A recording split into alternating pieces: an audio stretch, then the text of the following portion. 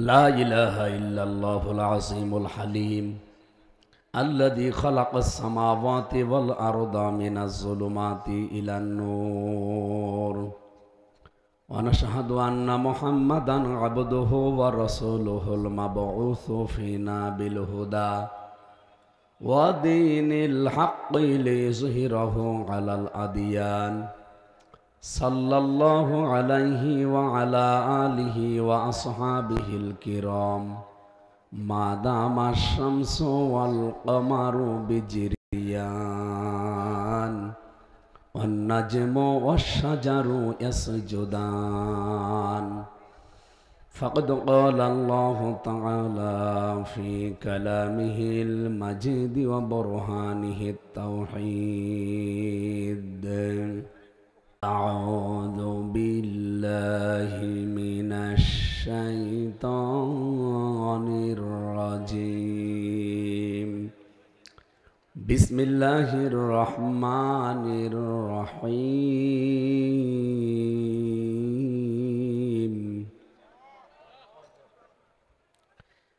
الذين يتبعون الرسول النبي الأمي الذي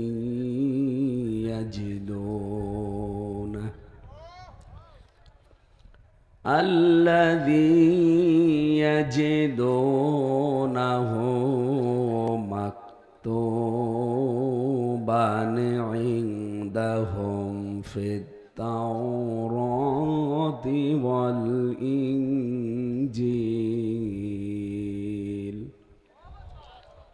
صدقت يا ربنا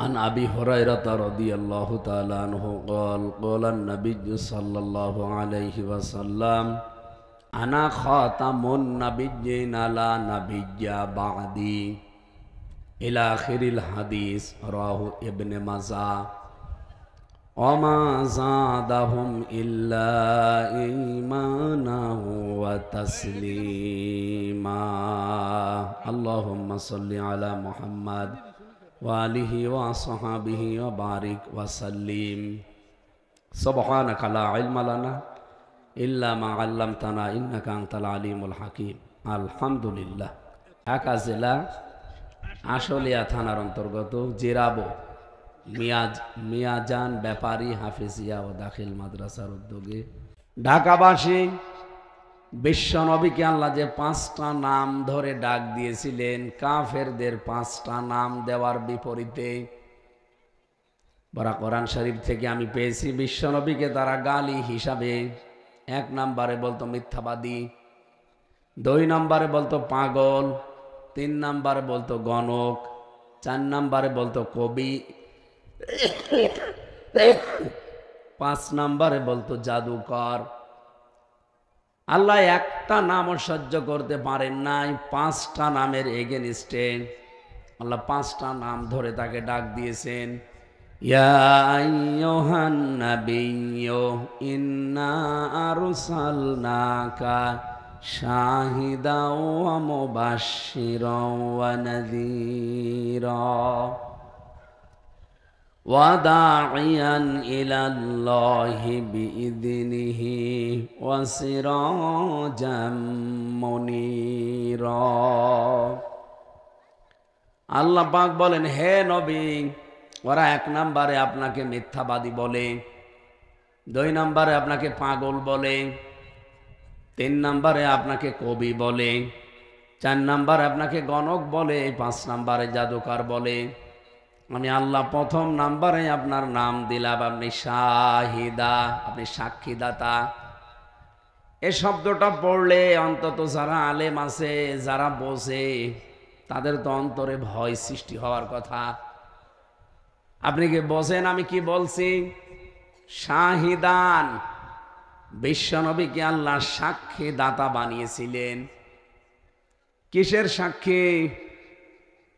কোরআনে কারিমে আল্লাহ আয়াতের ব্যাখ্যা করতে গিয়ে আরেকটা আয়াত দিয়েছেন, সূরা আলে ইমরানের 41 নম্বর আয়াত, সূরা নিসার 4 নম্বর 5 নম্বর পারার 3 নম্বর পৃষ্ঠার 15 নম্বর লাইনে আছে, ফাকাইফা ইযা জিনা মিন কুল্লি উম্মাতিন বিশাহিদ ওয়া জিনা বিকা আলা হাউলাই শাহিদা। আল্লাহ বলেন কেমন হবে একটু খেয়াল করেন। মনে হচ্ছে যে আল্লাহ এখনই আপনার প্রতি আমার প্রতি আইনটা নাজিল করছেন। কেমন হবে? কাইফা শব্দ কখন ব্যবহার করা হয় আমরা অনেকে জানি না। বালাগাত মানতেক পড়তে গিয়ে দেখলাম কাইফা শব্দটা প্রায় 13টা অর্থে আসে। এর 7 নাম্বার অর্থে লেখা আছে কাইফা ব্যবহার করা হয় এমন কথা বলতে গিয়ে যে কথা আল্লাহ বিশ্বাস করতে চায় না। সূরা বাকারার ভেতরে আপনি 26-27 নাম্বার আয়াতে পাবেন কাইফা তাকফুরুনা বিল্লাহি ওয়া কুনতুম আমওয়াতান ফাহইয়াকুম। আল্লাহ বলেন মানুষ কেমন করে আমার সাথে নাফরমানি করে, আমার কুফরি করে, আমাকে মানতে চায় না, অথচ সে মৃত ছিল। মানে আল্লাহরও বিশ্বাস হচ্ছে না, কারণ এর আগের অবস্থা তো আল্লাহ জানে। হালাতা আলাল ইনসানি হাইনুম মিনাদ দাহরি লাম ইয়াকুন শাইআম মাযকুরা। মানুষের জীবনে কি এমন সময় যায়নি যে উল্লেখ করার মতো সে কিছু ছিল না। আমির হামজা একটা নাম 34 বছর আগে পৃথিবীতে আমার ছিল না। আমার এখন 33 বছর, 34 বছর আগে আমার বাবার বিয়ে হয়েছিল, ওই সময় আমার নাম আমির হামজা ছিল। বলেন বলেন। সেখান থেকে শুরু করে বাবার স্ফলিঙ্গ দিয়ে দ্রুত গতিতে নাপাক পানিটা বের হয়ে মায়ের রেহেমের ভেতরে যেতে যেতে প্রায় 20 কোটি সন্তান হওয়ার সম্ভাবনা ছিল। মায়ের পেট ছোট, এই কারণে আল্লাহ এতগুলো সন্তান এখানে ধারণ করাননি। হয়তো কারো 1টা 2টা 3টা 5টা 7টা 13টা পর্যন্ত সন্তান পৃথিবীতে আমরা দেখেছি। ক্যালিফোর্নিয়ায় এক মহিলা। বিজ্ঞান এখন কম্পিউটারের মাধ্যমে দেখতে পাচ্ছে বাবার এই বীর্যটা যখন মায়ের রেহেমের ভেতরে যেতে থাকে, সবাই ওই ডিম পানু পাওয়ার জন্য দৌড়াতে থাকে দলে দলে। কেউ হয়তো মায়ের জরায়ুর দেওয়ালের সাথে ধাক্কা লেগে পড়ে যায়। ওই পর্যন্ত যাওয়ার ক্ষমতা শুধুমাত্র আল্লাহ হামজাকে দিয়েছে, আর আমার ভাই বোন যারা ছিল বাকি সব রাস্তায় পুড়ে মরে গেছে। এ পর্যন্ত আমি আসলাম, এখানে যদি আল্লাহ শেষ করে দিতে পারতেন, ইচ্ছা করলে পারতেন, করেননি। তিলে তিলে নেই থেকে যিনি অস্তিত্ব দিয়েছেন তিনি আমার রব। খাবার ব্যবস্থা করলেন ওই মায়ের পেটের ভেতরে, ওখান থেকে দুনিয়ার মুখ দেখালেন। পৃথিবীতে বহু মানুষ দুনিয়ার মুখ দেখার সময়ও মারা যায়, জন্ম নিয়ে মারা যায় না? এমনকি পৃথিবীতে আসার পরও অনেকে দেখে একটু জীবিত থেকে যা বিদায় নিয়ে চলে যায়। বলেন তো এরকম একটা অবস্থা আল্লাহ আমার জীবনের ওপরে দিতে পারতো না?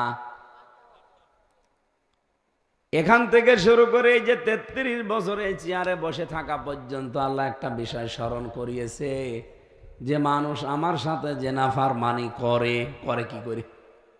আমি আল্লাহরই তো বিশ্বাস হয় না যে নাফরমানি করতে পারে, কারণ ও তো কিছুই ছিল না। আমি আল্লাহ নিজে ওকে জীবন দিয়েছি, আবার মরণ দেব, আবার আমার কাছেই ফিরে আসা লাগবে। তাহলে কাইফা শব্দ ব্যবহার করা হয় কখন? আমি কি বোঝালাম যে আল্লাহ বিশ্বাস করতে চাই না এমন শব্দ বলার আগে। সূরা নামের 81 নাম্বার আয়াত দেখবেন, অকাইফা আখাফু মা আশরাকতুম ওয়ালা তাখাফুনা আন্নাকুম আশরাকতুম বিল্লাহ ইলা আখির আয়াত। আল্লাহ এখানে কাইফা ব্যবহার করে জানিয়েছে, এটা যদি ইব্রাহিম আলাইহিস সালামের কথা। তিনি জাতির লোককে জানিয়েছিলেন, হে আমার জাতির লোকেরা, আমি কিভাবে ভয় করব। যে আল্লাহর সাথে শিরিক করে তোমরা ভয় পাও না, ওই আল্লাহর একাত্মবাদের কথা আমি প্রচার করতে গিয়ে ভয় পাবো। কি করে ভয় পাবো? আমার তো ভয় আসে না। তোমরা আল্লাহর সাথে শিরিক করে ভয় পাও না, আর আমি আল্লাহর একাত্মবাদকে প্রতিষ্ঠা করার জন্য দাওয়াত দিয়ে ভয় পাবো, এ কথা তোমরা ভাবো কি করে? মালাম ইউনাজ্জিল বিহি আলাইকুম সুলতানা, তোমাদের পক্ষে কোনো দলিল নেই, আর আমি যে প্রচার করি দাওয়াত দে আমার পক্ষে সহিফা আল্লাহ দিয়েছেন। জোরে বলেন সুবহানাল্লাহ। এই আয়াত থেকে কিছু পেয়েছেন? কে ঘুমাচ্ছেন? কিছু পেয়েছেন আয়াত থেকে?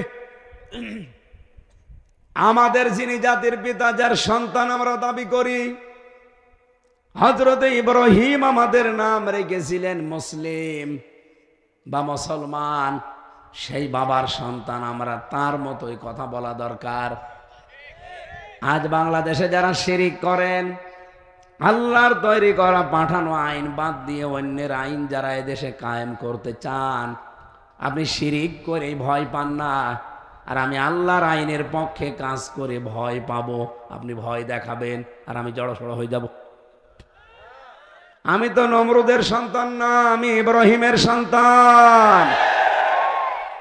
আজ এই দেশে যারা মানুষের তৈরি করা আইন কায়েম করার জন্য উঠে পড়ে লেগেছেন, আপনার পক্ষে কোনো দলিল নেই, যা আছে সব বানানো।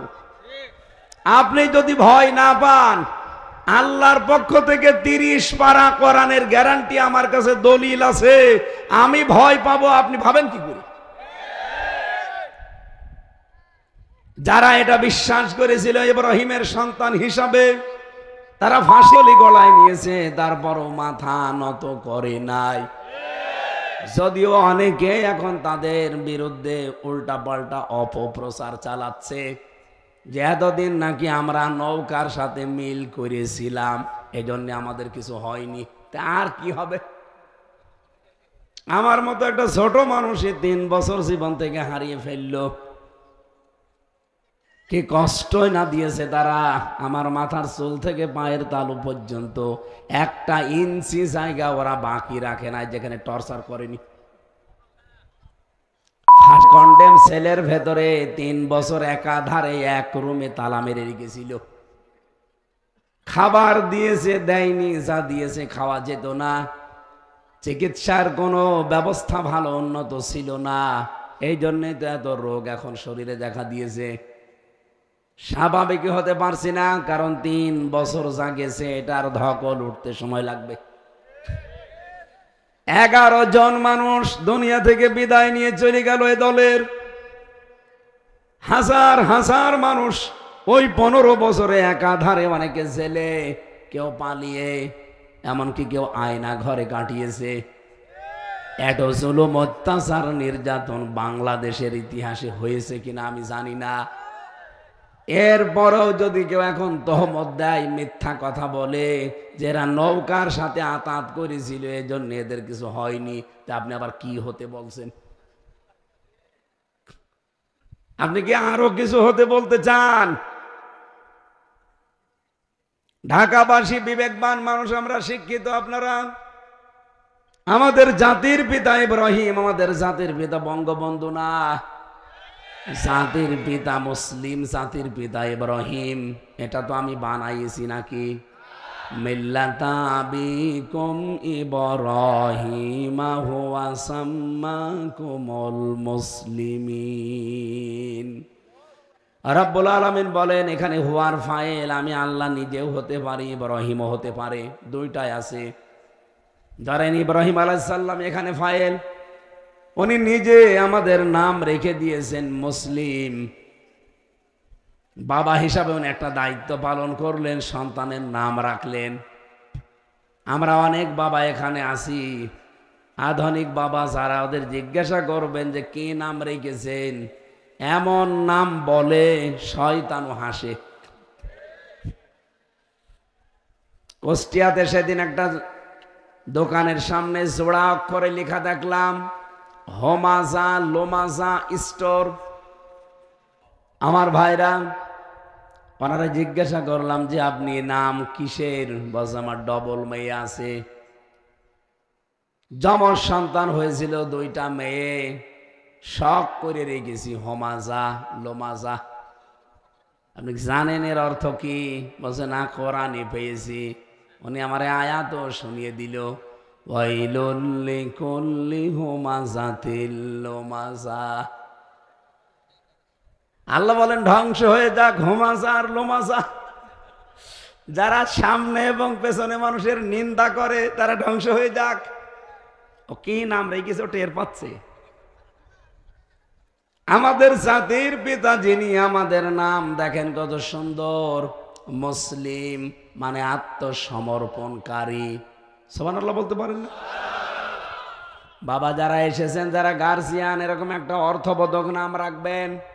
আমরা আত্মসমর্পণ করি।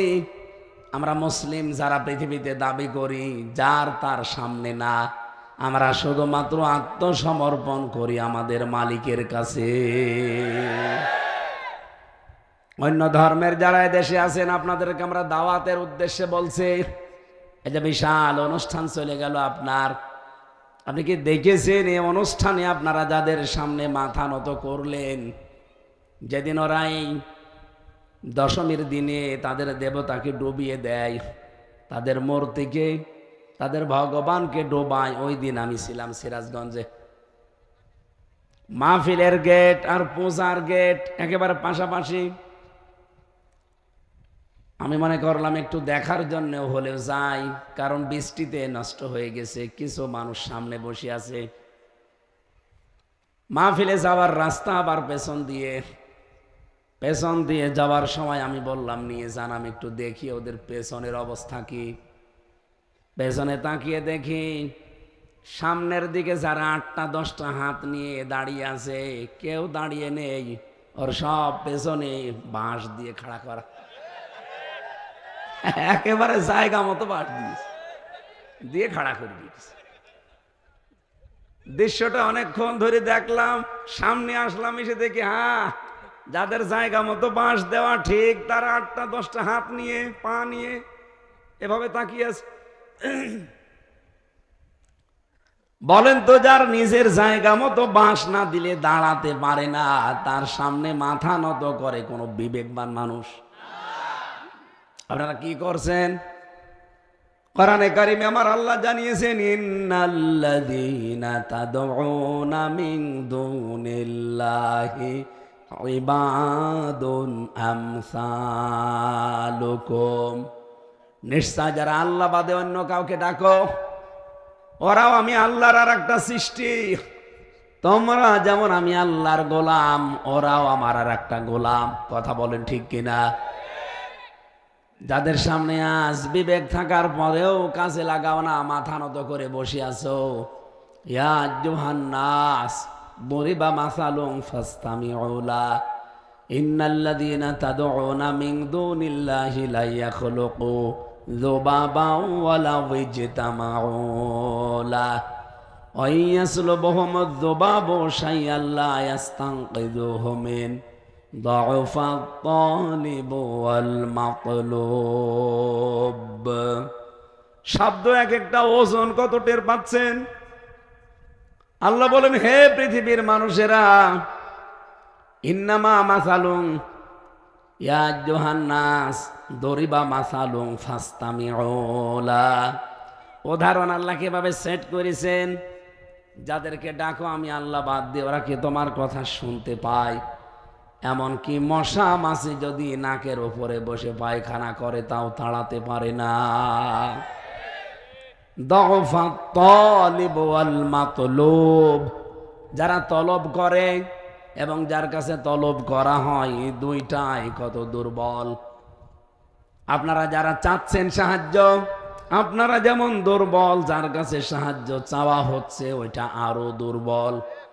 কথা বলেন না কেন? আমার মনে হয় এরপরে আর বিবেকবান মানুষের জন্য কিছু বলার থাকে না। আমি এটা শুধুমাত্র এই কয়জন মানুষের সামনে না, এই আওয়াজ যত দূর যাচ্ছে, সারা বিশ্বে যেখানে আওয়াজ পৌঁছাচ্ছে, সবাইকে উদ্দেশ্য করে বলছি, মূর্তি পূজা এটা একটা অসারতা, মিথ্যা, কল্প কাহিনী ছাড়া কিচ্ছু না। এর কোনো ভিত্তিও হিন্দু ধর্মে নেই। আপনি হিন্দু ধর্মের গ্রন্থ পুরো পড়ে দেখবেন, মানুষ হয়ে কোনো মাটির তৈরি করা দেবতার সামনে মাথা নত করবে, এর ভিত্তি পাওয়া যায় কিনা? এগুলো ওদের নিজেদের বানানো এবাদাত। আমরা এই মাটির সামনে মাথা নত করি না, মাটির মালিক যিনি তার সামনে আমরা আত্মসমর্পণ করি। এই জন্য আমাদের নাম কি? মুসলিম। বলেন বলেন। যে কথাটা তুলতে চেয়েছিলাম এখান থেকে, জাতির পিতা ইব্রাহিম আলাইহিস সালাম জাতির লোকদেরকে বললেন, হে আমার জাতির লোকেরা, আমি ভয় পাবো কি করে? আমি তো আল্লাহর একাত্মবাদ প্রতিষ্ঠার জন্য চেষ্টা চালাই, যার পক্ষে দলিল আছে। আল্লাহ আমার উপরে সহিফা নাজিল করেছে। আর তোমরা যাদের কথা বলো একটারও কোনো দলিল নেই, এটা দিয়ে বাংলাদেশের সাথে এখন ইব্রাহিম নবীর সন্তান এবং নমরুদের সন্তান ভাগ হয়ে যাবে। নমরুদের সন্তান যারা, তারা মানুষের তৈরি করা নিয়ম নীতি কায়েম করার জন্য চেষ্টা চালাবে। এইটাই তাদের কাছে যুদ্ধ, এইটাই জিহাদ, এইটাই সংগ্রাম, এইটাই তাদের চেতনা। এক কথা বলে না কেন? কিন্তু ইব্রাহিমের সন্তান যারা, তারা এই পৃথিবীতে আল্লাহর একাত্মবাদ প্রতিষ্ঠার জন্য চেষ্টা চালাবে। দেখ, যখন ইব্রাহিম আলাইহিস সালামের শেখানো এই দোয়াটা পড়ে নামাজে দাঁড়াই, যদিও আমরা অনেকে মনে করি এটা যাই নামাজের দোয়া না, এটা আল্লাহু আকবার বলার পরে পড়া লাগে। ইন্নী ওয়াজ্জাহতু ওয়াজহিয়া লিল্লাযী ফাতারাস সামাওয়াতি ওয়াল আরদা হানিফা ওয়া মা আনা মিনাল মুশরিকিন। রব্বুল আলামিন বলেন, জাতির পিতা ইব্রাহিম জাতির কাছ থেকে মুখ ফিরিয়ে বলেছিল, আমার এই চেহারা বলতে শুধু এই 3.5 হাত বডি না, মানব জীবন চালাতে যা লাগে সবগুলো এখানে অজহনের ভেতরে শামিল। আমার সন্তানাদি এখানে অজহন, আমার সম্পদাদি এখানে অজহন, আমার ক্ষমতা এখানে অজহন, আমার যে চেয়ারে আমি বসে আছি এই চেয়ারটা আমার অজহন। সবগুলোকে আজ আমি ঘুরিয়ে দিলাম ওই আল্লাহর দিকে, যিনি আকাশ আর জমিনের উদ্ভাবক।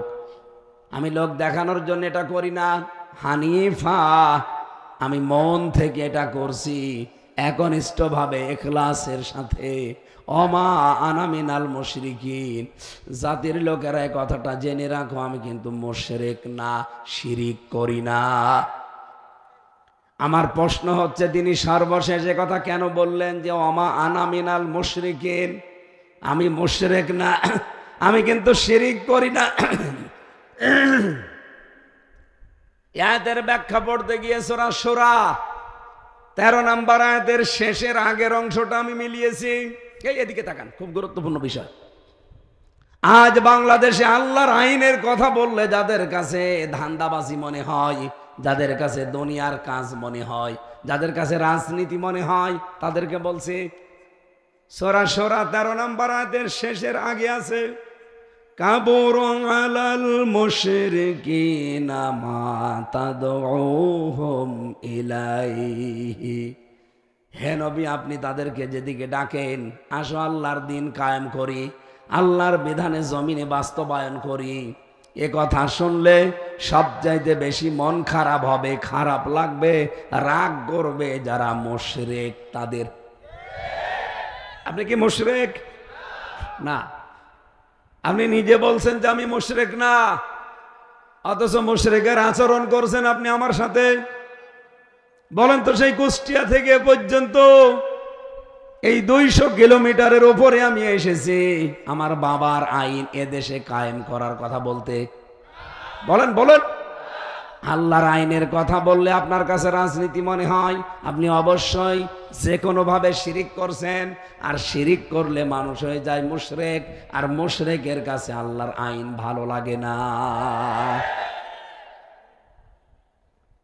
এবার এই দেশে যারা আল্লাহর বিধানের কথা কায়েম করতে বললে রাগ করে, মন খারাপ করে, আপনি বিশ্বাস করতে পারেন সে লোকটা শিরিক করছে, হয়তো টের পাচ্ছে না, যে কোনো ভাবে তার দ্বারা শিরিক হচ্ছে, আর শিরিক হলেই লোকটা মুশরিক। মুশরিকের কাছে খারাপ লাগবেই।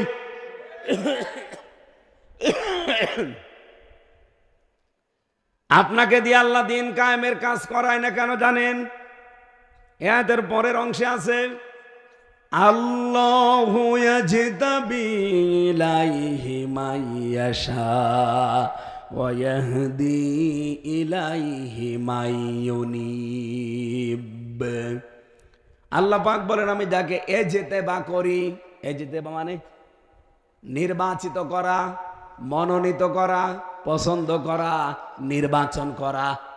আমি আল্লাহ যাকে নির্বাচন করি, মনোনীত করি, পছন্দ করি, যাকে আমার ভালো লাগে, এই লোকটাকে আমি আল্লাহ আমার দিন কায়েমের কাজে লাগিয়ে দেই। কেন লাগাই? আয়াহদি ইলাইহি মাইয়ুনিব। যে লোকটা মন থেকে আমি আল্লাহর দিকে ফিরে আসতে চাই, তার এই ফিরে আসাটা আমি দেখি ও কি লোক দেখানোর জন্য আসে না আমি আল্লাহর জন্য একনিষ্ঠভাবে আসে। এইটা দেখার পরে ওকে আমি একনিষ্ঠভাবে দিন কায়েমের কাছে লাগিয়ে দেই। বাংলাদেশে এখন 4,20,00,000 মানুষ সরাসরি বলছে আমরা এদেশে আল্লাহর বিধান কায়েম করতে চাই। আর 3 কোটি মানুষ তারা এখনো গোপনে আছে, এখনো ওপেন না। সব মিলে আমি একটা রিপোর্ট পেয়েছি 7,20,00,000 মানুষ এখন আল্লাহর আইনের পক্ষে। কথা বুঝতে হয়।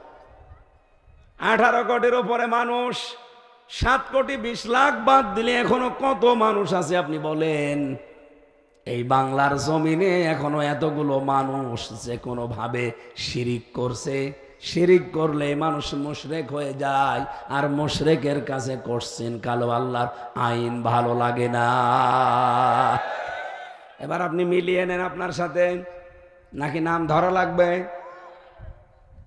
আল্লাহর বিধানের কথা বললে আপনার কাছে রাজনীতি মনে হয়, আপনি উঠে চলে যান। আরে এই স্বভাব তো আবু জেহেলের, কারণ ও শিরিক করতো, ও ছিল মুশরিক। ও কিন্তু বলতো আল্লাহ একজন আছে, ওটা আমি জানি। কাবা শরীফ আল্লাহর ঘর, ওটাও জানি। এই জন্য বদরের ময়দানে যাবার আগে কাবার গিলাফ ধরে ও কেঁদেছিল। ওর জীবনী পড়ে দেখেন, কাবার গিলাফ ধরে কেঁদেছে, কাবার মালিক তুমি আসো আমি জানি। মুহাম্মদের বিরুদ্ধে যাচ্ছি যুদ্ধ করার জন্য বদরের ময়দানে, সত্যের পক্ষে যে আছে তাকে তুমি বিজয় দিও। ওর দোয়াও কবুল হয়ে গেছে, কারণ ও তো সত্যের পক্ষে ছিল না। সত্যের পক্ষে যে ছিল আল্লাহ তাকে বিজয় দিয়েছে, ওর দোয়াও কবুল। বলেন আবু জেহেল আল্লাহ একজন আছে বিশ্বাস করতো না? আমি কি এটা বানাচ্ছি? কোরআনে কারীম জানিয়েছে ওয়ালা ইন সালতাহুম মান খালাকাস সামাওয়াতি ওয়াল আরদা লা ইয়াকুলুনাল্লাহ ইলা আখিরি আয়া। কোরআনে কয়েক জায়গা আল্লাহ এরকম আয়াত দিয়েছেন, হে নবী আপনি যদি ওদেরকে জিজ্ঞাসা করেন এই আসমান আর জমিন কে বানিয়েছে, ওরা গ্যারান্টি দিয়ে বলবে আল্লাহ বানিয়েছে। লা ইয়াকুলুনাল্লাহ লামে তাকিদ নুনে সাকিলা। আবু জেহেল পর্যন্ত গ্যারান্টি দিয়ে বলেছে আল্লাহ বানিয়েছে, কিন্তু আর আল্লাহর পাশাপাশি অন্য কাউকে ওই রকম মনে করতো, এই জন্য ওরা মুশরিক। শিরিক কাকে বলে এক কথায় জবাব দিচ্ছি, আল্লাহ যেটা পারে এটা অন্য কেউ পারে এই কথা বিশ্বাস করার নাম শিরিক। আর শিরিক যে করে সে মুশরিক। এ বাংলা বোঝা যাচ্ছে? বলেন এ পৃথিবী বানিয়েছে কে? আবু জেহেল এটা বলতো না? বলতো না? বলতো। কিন্তু নবীজি যখনই বললেন আলা লাহুল খালকু ওয়াল আমরু, এ জমিন আল্লাহ বানিয়েছে, এখানে আইন চলবে আল্লাহর, তখনইও বলেছে না ওইটা আমি মানি না, ওইটা রাজনীতি। আমার মনে হয় বাংলাদেশে এখন অনেকেই আবু জেহেলের ভূমিকায় অবতীর্ণ হয়ে গেছে। আমি নাম ধরলেও ধরতে পারতাম। এখন বহু আবু জেহেল এখন আমরা দেখতে পারছি। বলে আকাশ বানিয়েছে আল্লাহ, জমিন বানিয়েছে আল্লাহ, কাবা ঘর আল্লাহর, কোরআন শরীফ আল্লাহর। কিন্তু যখনই বলা হয় এর ভেতরে 500 আইন আছে, এগুলো আসেন আমরা ব্যক্তিগত জীবন থেকে আন্তর্জাতিক জীবন পর্যন্ত এগুলো প্রয়োগ করি, কায়েম করি, প্রতিষ্ঠা করি। তখনই কেমন যেন মুখ কালো হয়ে যায় মুশরিকদের মতো। হযরত ইব্রাহিম এমনি কথা বলেন নাই, অমা আনা মিনাল মুশরিকিন, আমি কিন্তু শিরিক করি না, আমি মুশরিক না। ও ঢাকাবাসী, এখান থেকে আমাদেরও ইব্রাহিমের সন্তান হিসাবে শিক্ষা নেওয়া দরকার। প্রতিদিন আপনি যত ওয়াক্ত নামাজ পড়বেন, যত ওয়াক্ত নামাজ পড়বেন, যত রাকাত নামাজ আপনি দুনিয়ায় পড়েন, দেখবেন প্রতি 2 রাকাতের আগে এইটা কিন্তু বলা লাগে। এটা সহিহ হাদিস দিয়ে প্রমাণিত। আপনি তাকবীরে তাহরিমা দেওয়ার পরে প্রথমে এইটা পড়বেন, ইন্নী ওয়াজ্জাহতু ওয়াজহিয়া লিল্লাযী, এরপরে সুবহানাকাল্লাহুম্মা। আর আমরা অনেকে এটা জায়নামাজের দোয়া মনে করি, পড়ি না, ছেড়ে দেই।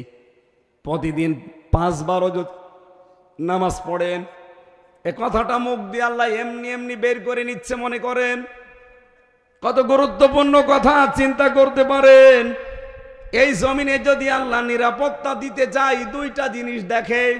এদিকে তাকান, আমাদের দেশে এখন নিরাপত্তা আছে?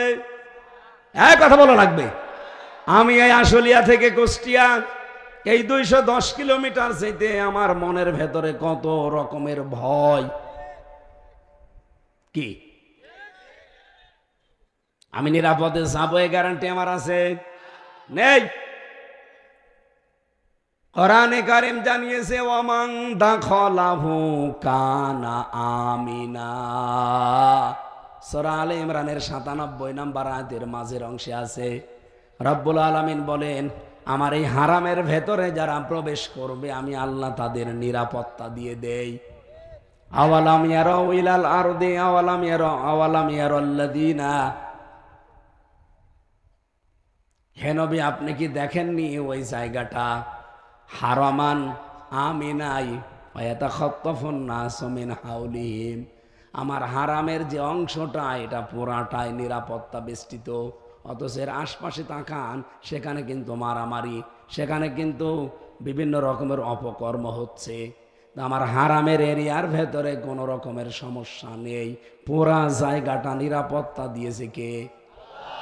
আমার প্রশ্ন, আল্লাহ হারামের এরিয়া প্রায় 2.5 কিলো 3 কিলোমিটার যারা গেছে, হারামের এরিয়া শুধুমাত্র আপনাদের এই মসজিদের এতটুকু না, 2.5-3 কিলোমিটার এরিয়া মিলে এ বিশাল এরিয়ার ভেতরে প্রবেশ করলে আপনি শান্তি, স্বস্তি, নিরাপত্তার চাদরে বেষ্টিত। এটা দিচ্ছে কি সরকার না আল্লাহ? কেন দিয়েছে? 2টা জিনিস আল্লাহ বলেন সেখানে পাওয়া যায় না, এই জন্য আমি আল্লাহ এই জায়গাতে নিরাপত্তা দিয়ে দিয়েছি। 1 নম্বরে, এখানে যে মানুষগুলো আসে ঈমান ছাড়া এখানে আসতে পারে না। কি কথা বলেন? এখানে আপনি লেখা আছে যে এখানে মুসলিম ছাড়া গয়রে মুসলিম প্রবেশ করা নিষেধ, তার মানে ঈমান নিয়ে আপনাকে আসা লাগবে। 2 নম্বরে, এই এরিয়ার ভেতরে আপনি কোনো শিরিক পাবেন না। কোরআনে কারীমের সূরা নামের 82 নম্বর আয়াতের পরেরটা দেখবেন, আল্লাহ পাক বলেন, আল্লাযীনা আমানু ওয়া লাম ইয়ালবিসু ঈমানাহুম বিযুলমিন উলাইকা লাহুমুল আমন। যারা ঈমান আনার পরে তাদের ঈমানের সাথে জুলুম মিশ্রণ করে না, এখানে জুলুম মানে শিরিক, তারা জুলুম এবং শিরিককে তাদের ঈমানের সাথে মিশ্রণ ঘটায় না, উলাইকা লাহুমুল আমন। আল্লাহ মনে হচ্ছে এইভাবে করে দেখাচ্ছে যে এই মানুষগুলোই নিরাপত্তার হকদার। আমার প্রশ্ন হচ্ছে, বাংলাদেশের 56,000 বর্গ মাইল কি কাবা শরীফ? বলেন বলেন। এরিয়াকে যদি এখন নিরাপত্তার বেষ্টনী দিতে হয়, বাংলাদেশে শিরিক করা চলবে? আরো জোরে বলেন। শিরিক আমরা যারা করছি না, করব না, কেউ যেন না করে। 2 নম্বরে, আমাদের ঈমানের সাথে অন্তত যেন কোনো জুলুম এবং শিরিক মিশ্রণ না ঘটে। এই কথা প্রতিদিন আপনার মুখ দিয়ে আল্লাহ কত শতবার বের করে নেয়, বল যে আমি মুশরিক না, আমি শিরিক করি না। এই কথাটার উপরে আপনি অটল থাকতে পারলে আল্লাহ আপনার উপরে খুশি হয়ে যাবে। কারণ সব গুনাহ আল্লাহ মাফ করে দিলেও দিতে পারে, শিরিক মাফ হবে না। এত বড় জুলুম এটা আল্লাহর সাথে। তাহলে শিরিক করে আপনি ভয় পাচ্ছেন না দেশে, আর আমি আল্লাহর একাত্মবাদ প্রতিষ্ঠা করতে গিয়ে ভয় পাবো। আপনি মনে করেন, কি মনে করেন আপনি? এই জন্য ইব্রাহিম নবী বলেছে, ওয়া কাইফা খাফু মাস রক্তম, কি করে আমি ভয় করব? তোমরা শিরিক করে ভয় পাও না, আর আমি আল্লাহর আইনের পক্ষে কথা বলে ভয় পাবো, এটা কোশ্চিন কালো সম্ভব না। তাহলে কাইফা ব্যবহার করা হয় কোন সময়? যেই কথাটা আল্লাহ বিশ্বাস করতে চান না তখন। এরকম কোরআনে কারিমে 19 জায়গায় পাবেন আপনি। আমি যেটা বলতে চেয়েছিলাম, কিয়ামতের দিন আল্লাহ পাক বলেন কেমন হবে তখন, যখন হে নবী আপনাকে আমি আল্লাহ সাক্ষী বানাবো।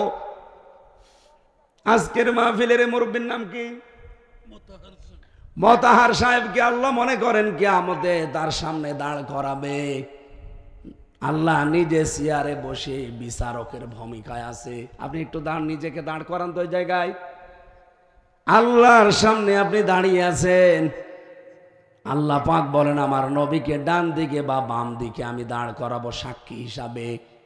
সে সাক্ষী দেবে, তার সাক্ষীর উপরে ভিত্তি করে আমি আল্লাহ বিচার করব। এই যে দৃশ্যটা আল্লাহ এইটাই ফুটিয়ে তুলেছেন আয়াতে, যে কেমন হবে তখন, কি দৃশ্য তৈরি হবে বল মোতাহার। আল্লাহর সামনে তুমি দাঁড়িয়ে আছো, নবীজি তোমার সাক্ষী। এখন আমার প্রশ্ন, এই পৃথিবীতে এখন নবীজি আছে? বলেন বলেন, কি আছে? না, আপনি বোঝেননি। আমি নিজেই প্রথম কয়েকবার পড়ে বুঝি না, আর আপনি একবারে বুঝে ফেলবেন। এটা ডিপলি বিষয়, গভীরে যাওয়া লাগবে। এবার আপনাদেরকে আমি যে আয়াত পড়েছিলাম, এই আয়াতের তাফসিরের দিকে যেতে চাচ্ছি এই একটা মাত্র কারণে।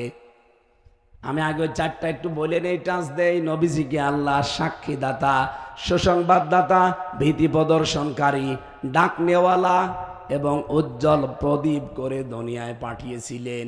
এই 5টা নাম আল্লাহ কাফেরদের দেওয়া নামের এগেনস্টে ব্যবহার করেছেন। বলেন সুবহানাল্লাহ। তার প্রথম নামটা তিনি সাক্ষীদাতা। যেহেতু তিনি এখন নেই, সাক্ষী দেওয়া লাগে দেখে দেখে। যদিও আমাদের দেশে অনেকে না দেখেও সাক্ষী দেয়। 15.5 বছরে দেখেননি, সাক্ষী দিয়েছে 71 সালের, ওর জন্ম হচ্ছে 75 সালে। আমি কি বেশি বলছি? আল্লামা সাইদি রহমতুল্লাহ আলাইহে ওনাকে যে ধর্ষণ মামলাটা দিয়েছিল, মামলা তো অনেকগুলো তার নামে। এই ধর্ষণ মামলায় যে মহিলাকে সাজিয়েছে ওরা, অ্যাডভোকেট তাজুল ইসলাম, এখন যিনি আন্তর্জাতিক অপরাধ ট্রাইব্যুনালের প্রসিকিউটর, উনি ওনাকে জিজ্ঞাসা করছে, মা আল্লামা সাইদি আপনাকে ধর্ষণ করেছে? জি। আপনার জন্ম কত সালে? বলছে 1975 সালে। উনি ধর্ষণ করেছে আপনাকে 71 সালে, আর আপনার জন্ম 1975 সালে। ওটাকে রুহের জগতে। উনি ওই দিনই বলেছিলেন, মাননীয় বিচারক, মাননীয় আদালত, আপনি একটু দেখেন তো মেলে কিনা। তো বিচারপতি তো কালামানিক, বিসি উড়ে গেছে। এমনি তো বিসি ওড়ে নাই। এই শয়তান ওই দিন বলেছিল, না, সাক্ষী যাই হোক না কেন, রায় সব বানানোই আছে। এই চলছিল। সাক্ষী দেওয়া লাগে দেখে দেখে, না দেখে সাক্ষী হয় না। অথচ আমার মামলারও 4 জন সাক্ষী ছিল, আমি একটাকেও জীবনে দেখি নাই, তারাও আমাকে দেখে নাই। আন্দাজে আগস্টের 5 তারিখের আগে তো কিছু বলতে পারি নাই। 5 তারিখের পরে একবার যে বললাম যে দাদা হিন্দু, গৌতম মিষ্টি বিক্রি করে, যে একদিন বললাম দাদা সাক্ষী তো দিলেন আদালতে আমার বিরুদ্ধে, যে এ হচ্ছে বাংলাদেশে কি আনসারুল্লাহ বাংলা টিমের প্রধান। সত্যি করে বলেন তো, আনসারুল্লাহ বাংলা টিম আপনি কিছু বোঝেন? বলছেন না। আপনি আমারে দেখেছেন কোনোদিন? বলছেন না। কিভাবে কি বললেন? আমারে টাকা দিয়েছিল আর বলেছিল এটা বলবি, বলে দিয়েছি। এই ছিল সাক্ষী। কিন্তু মোতাহার সাহেব যখন আল্লাহর সামনে দাঁড়াবে, আল্লাহ নিজে বিচারপতি, যে সাক্ষীটা আল্লাহ হাজির করবে। এখানে যেহেতু রসুলের নাম আছে, রসুল তো আমাদের কাছে নেই, মোতাহারের কাছেও নেই, সাক্ষী দেবে কি করে বলেন? আমি আলেমদেরকেও বলছি, বলেন তো দেখি সাক্ষী দেবে কি করে? সাক্ষী তো দেয় সেই লোকটা যে দেখে, উনি তো দেখেইনি।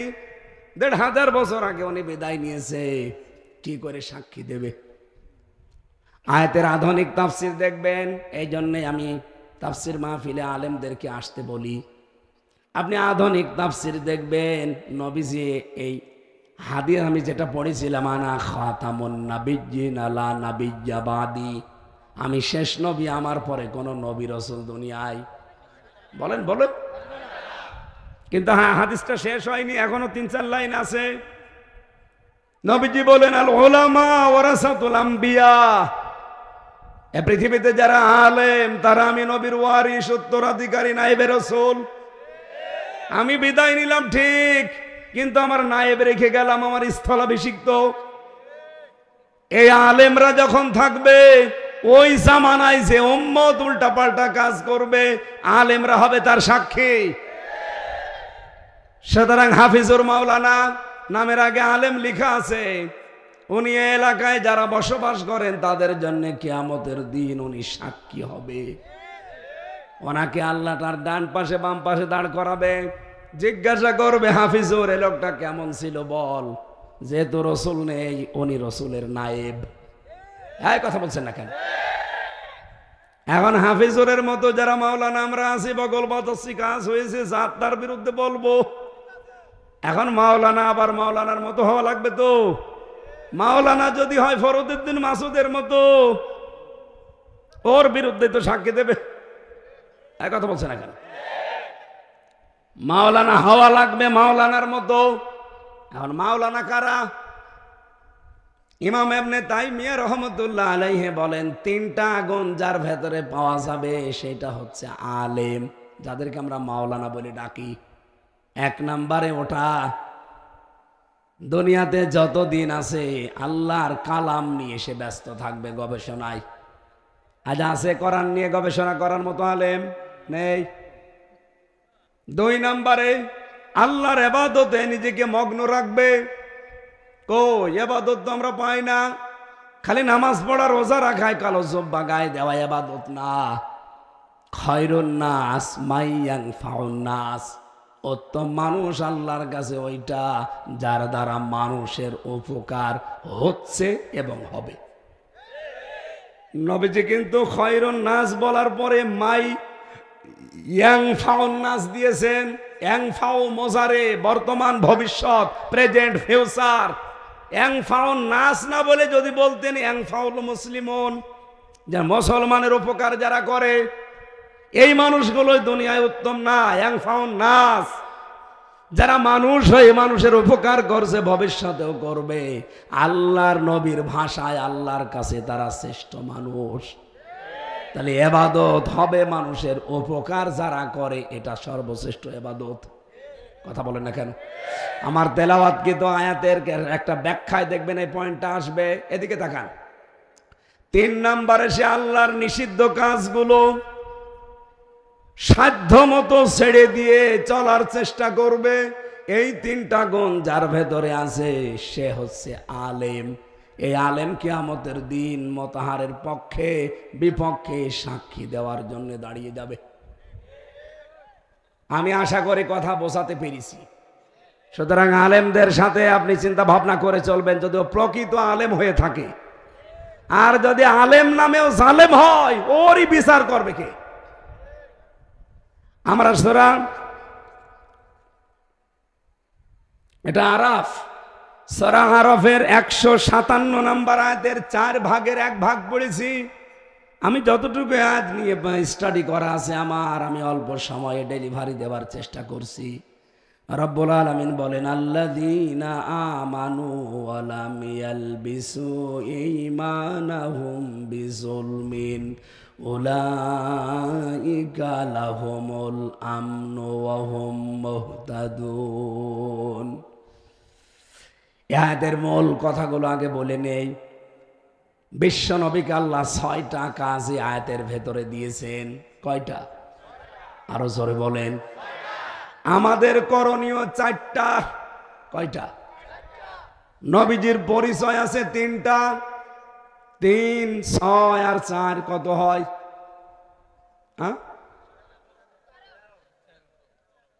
13টা বিষয় আছে আজকের আয়াতে। আমরা খুব তাড়াতাড়ি 13টা বিষয় শিক্ষা নিয়ে বাড়ি যেতে চাই ইনশাআল্লাহ। রব্বুল আলামিন বলেন আল্লাযীনা ইয়াত্তাবিউনার রাসূলান নাবিয়্যাল উম্মিয়্যাল্লাযী ইয়াজিদুনাহু মাকতুবা ইনদাহুম ফিত তাওরাতি ওয়াল ইনজিল। তোমরা অনুসরণ করো সেই রাসূলের, যে রাসূলের পরিচয় আল্লাহ এখানে 3টা দিয়েছেন। 1 নম্বরে তিনি রাসূল ছিলেন, 2 নম্বরে তিনি নবী ছিলেন, 3 নম্বরে তিনি উম্মি ছিলেন। রাসূলের এখানে পরিচয় পেলাম কয়টা? আরো জোরে বলেন। মা মানার রাসূল লুগাতানা শারহান, মা মানান নবী লুগাতানা শারহান, মা মানাল উম্মি লুগাতানা শারহান। 3টা বিষয় এবার জানা লাগবে। রাসূল কাকে বলে, নবী কাকে বলে, উম্মি কাকে বলে? 1 নম্বরে যেহেতু তার প্রথম পরিচয় তিনি রাসূল। তিনি কি? তিনি রাসূল কি শুধু আরব জাহানের জন্য? আরো জোরে বলেন। কুল ইয়া আইয়ুহান নাসু ইন্নী রাসূলুল্লাহি ইলাইকুম জামিআ। নবী আপনি বলেন তামাম পৃথিবীর সব মানুষের জন্য আল্লাহ আমাকে রাসূল করে পাঠিয়েছেন। রাসূল শব্দের বাংলা অর্থ হচ্ছে বার্তাবাহক। কি বললাম? কি বার্তাবাহক আপনি বুঝলেন? উনি যে বার্তাগুলো নিয়ে এসেছিলেন ওই বার্তাবাহকের কথা এখানে পরিচয় দেওয়া হচ্ছে। আপনি যদি রাসূলুল্লাহকে অনুসরণই করতে চান, রাসূলের যত বার্তা দুনিয়ায় এসেছে এই বার্তাগুলো আপনাকে মানা লাগবে। এই জন্য বিশ্ব নবীকে আল্লাহ 40 বছর থেকে 63 এই 23 বছরের দিকে তাকিয়ে দেখবেন 1টা মিনিট সেকেন্ডও এদিক ওদিকে হতে দেননি। কি করে সংরক্ষণ করা লাগবে সেই ব্যবস্থা আল্লাহ করে দিয়েছেন। যখন ওনার বয়স 25, 40 বছরের একজন মহিলার সাথে আল্লাহ তার বিবাহের ব্যবস্থা করলেন। আল্লাহ যদি ওই সময় ওনার বয়স 25, 16 বছরের মেয়ে বিবাহের ব্যবস্থা করতেন, আল্লাহর নবী ওই সময় টিকে থাকতে পারতেন না। কারণ 40 বছরে নবী হওয়ার পরে যতগুলো দায়িত্ব তার উপরে এসেছে এই দায়িত্ব পালন করতে হলে ফিরি সময় লাগে।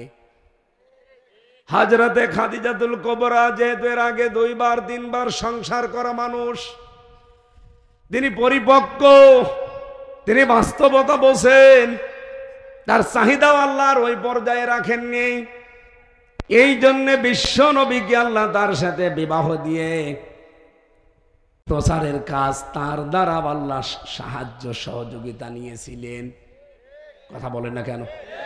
আজ যারা নবীর চরিত্র নিয়ে কথা বলে যে আয়েশার মতো 9 বছরের মেয়েকে উনি বিবাহ করলো, ওনার চরিত্র ভালো না। আপনি কি বোঝেন এর ভেতরে সিগনিফিকেন্স কি আছে? 9 বছরের ব্যবহার, 9 বছরের বাচ্চাকে তিনি বিবাহ করেছিলেন, তখন ওনার বয়স 53 বছর।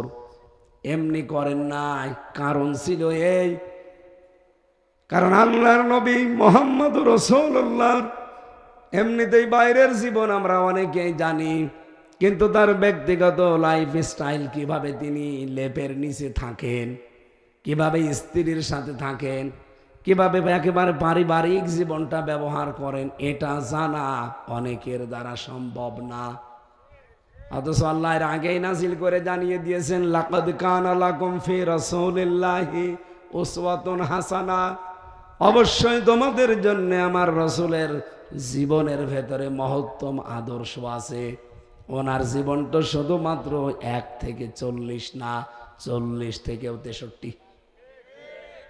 এই জীবনটা আপনাকে সরাসরি জানতে হলে এর একটা মিনিট সেকেন্ডটা যেন এদিকে ওদিকে হারিয়ে না যায়, এই জন্য এমন একজন মানুষ সংরক্ষণের জন্য দরকার, যিনি সব সময় সাথে থাকতে পারেন, যিনি মেধাবী, তীক্ষ্ণ বুদ্ধি সম্পন্ন হওয়া লাগবে। আর সেইটাই ছিলেন হযরতে আয়েশা সিদ্দিকা। একটা সেকেন্ডটা তিনি বাদ দেননি। কত হাদিস তিনি বর্ণনা করেছেন নবীজির ব্যক্তিগত জীবন নিয়ে। হযরতে সাদ বিন হাশিম রাদিয়াল্লাহু রাহমাতুল্লাহ আলাইহি, সাদ বিন হাশিম ইনি একজন বুজুর্গ তাবিঈ ছিলেন।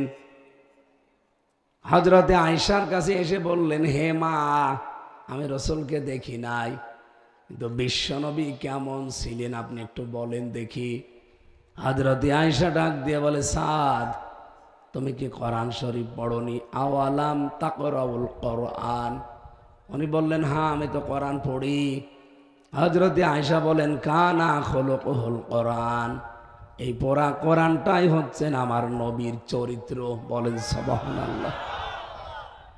হযরতে আয়েশা যদি এ বয়সে তার স্ত্রী হয়ে না যেতেন, আমরা তার লাইফ স্টাইল, বাস্তব এবং গোপন অনেক বিষয় উম্মত হিসাবে জানতেও পারতাম না, নিজের জীবনে মানতেও পারতাম না। বিশ্বনবীকে আল্লাহ যত বার্তা দিয়েছিলেন, সব বার্তাগুলোকে আল্লাহ সংরক্ষণ করেছেন এই 13টা স্ত্রীর মাধ্যমে। এখানে আমি বিস্তারিত লিখেছিলাম, কিন্তু ব্যাখ্যায় যাওয়া সম্ভব হচ্ছে। নিউজ, NEWS, আমি একটু মিলিয়ে দেখলাম যে নিউজ লিখতে যে 4টা ইংরেজি অক্ষর লাগে। কেন লাগে? N দিয়ে নর্থ, E দিয়ে ইস্ট, S দিয়ে সাউথ, W দিয়ে ওয়েস্ট।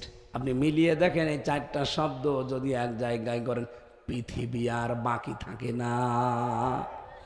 তার মানে তামাম পৃথিবীর যত সংবাদ আল্লাহ পাক আমার নবীজিকে দিয়ে পাঠিয়েছেন। তিনি উম্মি ছিলেন। এমনিতেই স্বাভাবিকভাবে আমাদের মতো কলেজ, বিশ্ববিদ্যালয়, মাদ্রাসায় লেখাপড়া করেননি। ওনাকে যিনি পড়িয়েছেন সরাসরি শিক্ষককে। এই পৃথিবীতে 2 জন মানুষের শিক্ষক শুধুমাত্র আল্লাহ।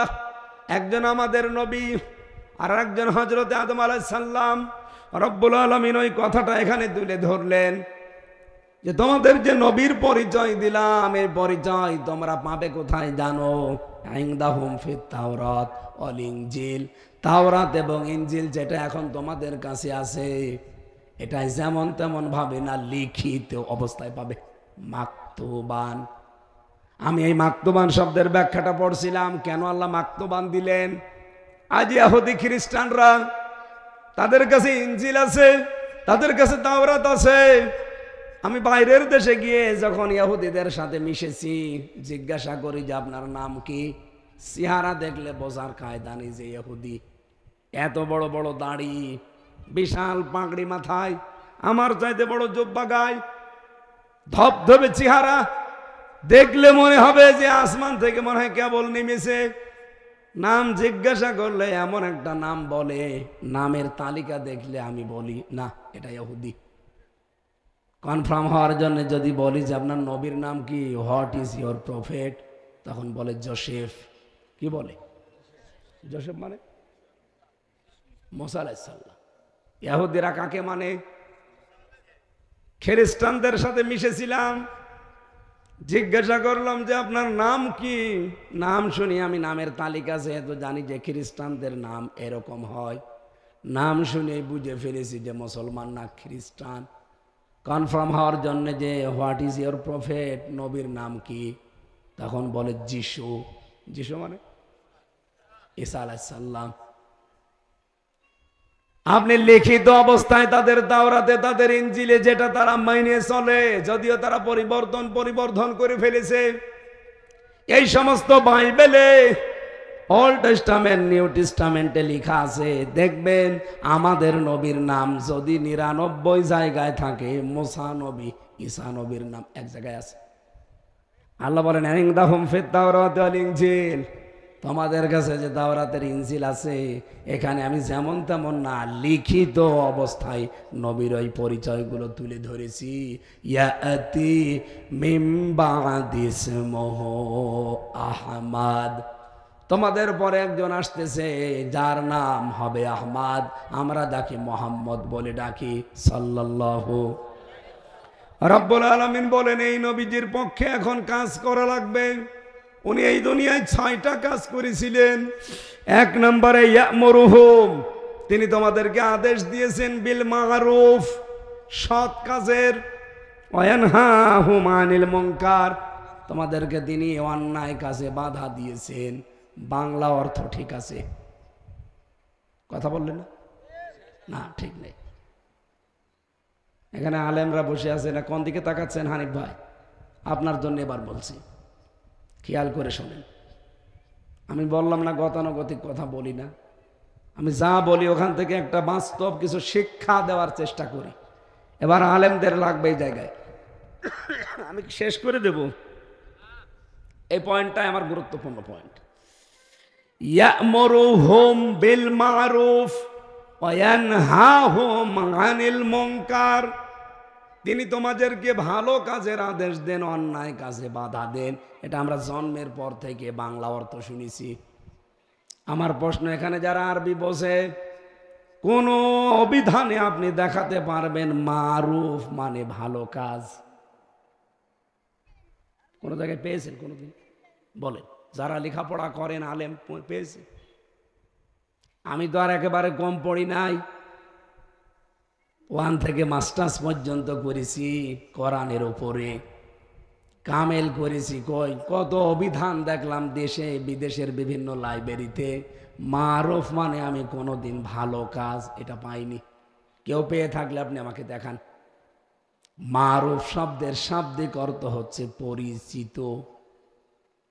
আরাফা ইয়ারিফু উরফুন, ওই যে আরাফাতের ময়দান বলে না, সেখান থেকে এটা এসেছে। আরাফাতের ময়দান মানে কি? পরিচিত হওয়ার স্থান।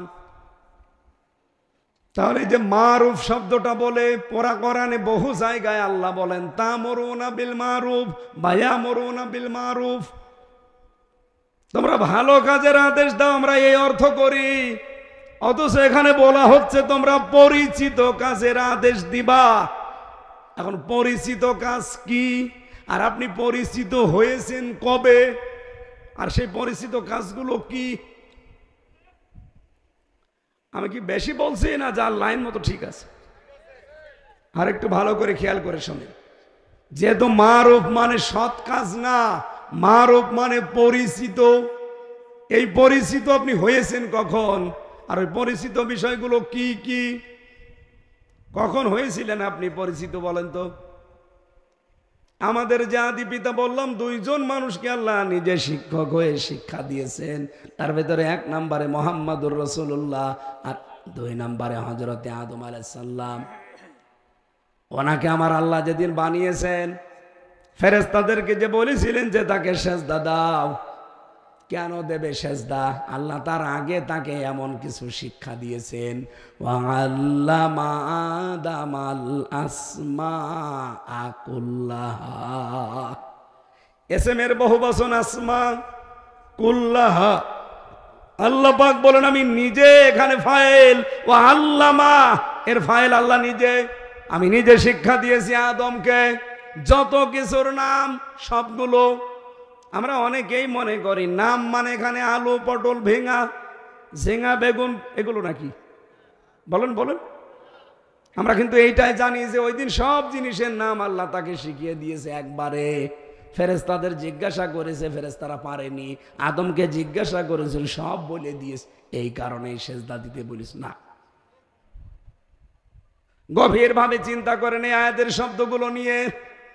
আল্লাহ পাক কেন তাকে সেজদা দেওয়ার জন্য বলেছিলেন? কারণ তাকে এমন কিছু শিক্ষা আল্লাহ দিয়েছেন। এখানে গুরুত্বপূর্ণ ক্লাস, যেহেতু এই ক্লাসে আল্লাহ আলু, পটল, ঝিঙা, বেগুন, কচু এগুলো শিখাতে পারে না। আমার প্রশ্ন হচ্ছে, এদিকে তাকান, এখানে সরাসরি শিক্ষককে, আরো জোরে, ছাত্র আদম। অনেকে সাধারণ মানুষ না নবী? আরো জোরে বলেন। তাম পৃথিবীতে যত মানুষ আসবে কিয়ামত পর্যন্ত সবার উনি কি পিতা। আরো জোরে বলেন। সরাসরি শিক্ষক আল্লাহ, ছাত্র নবী, আর জায়গা যেটা ক্লাস কোথায়? জান্নাতে। আপনি কি বাস্তবতা কিছু বুঝলেন? এখানে ক্লাসরুম এমনি এমনি ক্লাস করা লাগে না। ক্লাস 1 এর ক্লাস 2, 3, 4 এর ক্লাস। আর যারা গবেষণা করে, পিএইচডি হোল্ডার, যারা এফসিপিএস এফআরসিএস করছে গবেষণায়, তাদের ওই ক্লাস 1। বলেন বলেন। আমি বাইরের দেশগুলোতে গেলে আগে লাইব্রেরিতে যাই। মালয়েশিয়ার ইন্টারন্যাশনাল ইসলামিক ইউনিভার্সিটির লাইব্রেরিতে গিয়েছিলাম। বিশাল। এখানে যে গবেষণাগার আছে, যারা এখানে ডক্টরেট করছে, পিএইচডি করছে, ওদের গবেষণাগারে যে সমস্ত সরঞ্জামাদি, যে সমস্ত যন্ত্রপাতি, গবেষণা করার জন্য যে সমস্ত মাল ম্যাটারেস আছে, আমাদের বাংলাদেশে কোনো বিশ্ববিদ্যালয় একটাও আমি পাইনি। কারণ এই পৃথিবীতে 257টা দেশ, 1000 বিশ্ববিদ্যালয়ের একটা তালিকা আছে, মার্কিং করা আছে, কিন্তু 1000 বিশ্ববিদ্যালয়ের ভেতরে বাংলাদেশের একটাও নেই। কারণ সেই মানের পড়াশোনা নেইতে যাবে কি করে? মালয়েশিয়ার একটা আছে। কেন আছে, কি করে এখানে আমি দেখি, ওখানে লেখাপড়া যদি হয় 30 ভাগ, গবেষণা হয় 70 ভাগ। ওরা একটা শব্দ নিয়ে চিন্তা করে। প্লেন বানানো লাগবে, একটা লবণ কণার ভেতরে যে উপাদান আছে, এখান থেকে যদি আপনি লবণ কণার উপাদানগুলো বের করতে চেষ্টা করেন, আমির হামজার মেধার 1000 আমির হামজা লাগবে, তাও এ কণা শেষ করতে পারবে না। এগুলো তারা গবেষণা করে করে বিভিন্ন জিনিস বানায়। আর আমাদের দেশে তো লেখাপড়া নেই, গবেষণা কি করবে? কার পেছনে বাঁশ দেওয়া যায়, শুধু এই গবেষণা। তাহলে বিশ্ববিদ্যালয়ের মার্কিং করা হয় কিসের ওপরে? গবেষণা। বলেন বলেন। তাহলে আল্লাহ যেহেতু ক্লাস নিচ্ছেন শিক্ষক হিসাবে, ছাত্র আমির হামজা না, মোতাহার আলী না, ছাত্র সরাসরি আদম নবী। আর ক্লাসরুমও দুনিয়ার এই মিয়াজান মাদ্রাসা না, কোথায়? কত উচ্চ ক্লাস, কত উচ্চ মানের ক্লাস হতে পারে। ওই ক্লাসে আপনার কি মনে হয় আল্লাহ আলু, পটল, ভেঙা, ঝিঙ্গা, বেগুন, কচু এগুলোর নাম শিখিয়েছে? কি শিখিয়েছিলেন? সেইটার নাম ইয়ামুরুহুম বিল মারুফ। তিনি তোমাদেরকে পরিচিত কাজগুলোর আদেশ দেন। এই পরিচিত কাজ ওই দিন আদম নবী শিখেছিলেন এক ক্লাসে। এই পড়া কোরআন শরীফের ভেতরে পরিচিত কাজ আছে 500। কত? আমি একটা একটা করে লাইন আকারে সব বের করে লিখেছি। 500টা শরীয়তের বিধান আছে এখানে। ওই এক ক্লাসে আল্লাহ তাকে শিক্ষা দিয়েছিলেন, যেহেতু তিনি পরিচিত হয়েছিলেন ওই ক্লাসে। এখন প্রশ্ন আসতে পারে যে আমাদেরকে আল্লাহ নির্দেশ দিচ্ছে ইয়ামুরুহুম, হোম তো বহু বচন, এটা তো জমির, এর ভেতরে হামজা যেমন আছে, হানিফ তেমন আছে, হাফিজুর আছে। তাহলে হোম দিল কেন? সরাসরি আদমের নাম না দিয়ে হোম দিয়েছেন। এই জানে ওই ক্লাসে আমরা ছিলাম না, আমাদের বাবা ছিল, আর বাবার পৃষ্ঠদেশ থেকে আল্লাহ একবারে আমাদেরকে বের করেছেন। এটা আমি বানাচ্ছি। এটা সূরা আরাফে 172 নম্বর আয়াতে পাবেন। ওই দেখো যা রব্বুকা মিন বানি আদম মিন যুহুরিহিম যুররিয়াতাহুম ওয়া আশহাদাহুম। আমি যখন আদম নবীর পৃষ্ঠদেশ থেকে তার সন্তানগুলো সব একবারে বের করে নিলাম, এই যে একবারে আমাদের সবাইকে আল্লাহ বের করেছেন। আমাদের বাবা ক্লাসে ছিল, তার কাছ থেকে আমরা অটোমেটিক ওই ক্লাসের জ্ঞানগুলো পেয়েছি। এই জন্য লেখাপড়া না করলেও দেখবেন একজন জানে যে কোনটা ভালো কাজ, কোনটা মন্দ কাজ। এই যে ভালো কাজ 500, মন্দ কাজ 500। আপনি কোন দিন শিখেছেন? কোন ক্লাসে শিখেছেন আপনি? কে আপনাকে শিখিয়েছে? এগুলো সব আমাদের বাবার এক ক্লাসে শিখেছে। ওগুলো তার রোহানি সন্তান হিসেবে আমরা সব পেয়ে গেছি। এখন এই পৃথিবীতে আপনাকে এই যে পরিচিত কাজ যেগুলো যদি আপনার মনে না থাকে ভুলে যান, এই যে দিয়েছেন আল্লাহ কোরআন, এখানে ওই 500 500 1000 আছে, এই 500টা ভালো কাজ আপনি জানবেন। এই তাফসির মাহফিলগুলোতে এই জন্য আসা লাগে। এখন যদি সিরিয়াল হিসাবে আমি 500টায় বলতে যাই, আমারও গলা ভেঙে যাবে, আপনারও মনে থাকবে না। আপনাকে আমি সহজ করে দিলাম, পড়বেন। এই 500টা ভালো কাজ মন্দ কাজ এগুলো আমরা পরিচিত আছি, আমাদেরকেও শেখানো লাগে না। ওই এক ক্লাসে আমরা শিখেছি, লেখাপড়াও করা লাগে না, এমনি আমরা জানি। জেনা করা খারাপ কাজ, এটা কি লেখাপড়া করা লাগে? চুরি করা খারাপ কাজ, লেখাপড়া করা লাগে? কবে শিখেছেন? ওই ক্লাসে। যেহেতু ওটা গবেষণা ধর্মী ক্লাস ছিল, গুরুত্বপূর্ণ ক্লাস, একবারও ক্লাসে আমরা যা পেয়েছি দুনিয়ায় এসে শুধু ঝালাই করব, মিলাবো, মনে করব, আর দুনিয়াতে আমরা বাস্তবায়ন করব।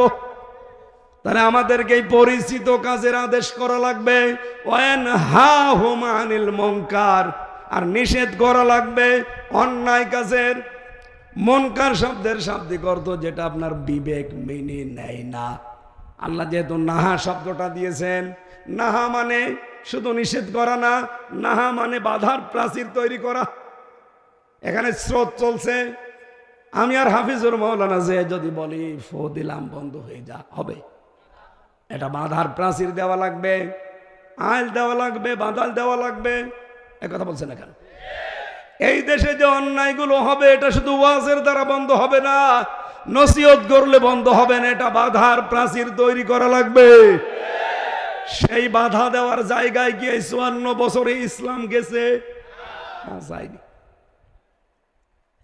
আজ বাংলাদেশে 54 বছরে ইসলাম অনুরোধের জায়গায় আছে, বাধা দেওয়ার জায়গায় নেই। আমরা এবার ইসলামকে শুধু অনুরোধ না, বাধা দেওয়ার জায়গায় নিয়ে যেতে চাই। আর এটাকে অনেকে রাজনীতি মনে করছে। আপনি এটা করেন, আপনার পেছনে আমি আছি। যারা করবে তাদের পেছনে থাকা লাগবে। এ নির্দেশ কার? ওয়ানহাহুম, এটাও বহু বছর, আনিল মুনকার। এরপরে ইউহিল্লু লাহুমুত তাইয়্যিবাত ওয়া ইউহাররিমু আলাইহিমুল খাবাইস ওয়া ইয়াদাউ আনহুম ইসরাহুম ওয়াল আগলাল আল্লাতী কানাত আলাইহিম। অনেকগুলো কথা ছিল, আমার কণ্ঠ বসে যাচ্ছে, আর কথা বলা এখন ঠিক হবে না। আগামীতে আবার দেখবো ইনশাআল্লাহ। আল্লাহুম্মা আমিন। লা ইলাহা ইল্লাল্লাহ, লা ইলাহা ইল্লাল্লাহু ওয়াহদাহু লা শারীকা লাহু, লাহুল মুলকু ওয়া লাহুল হামদ ওয়া হুয়া আলা কুল্লি শাইইন কাদির।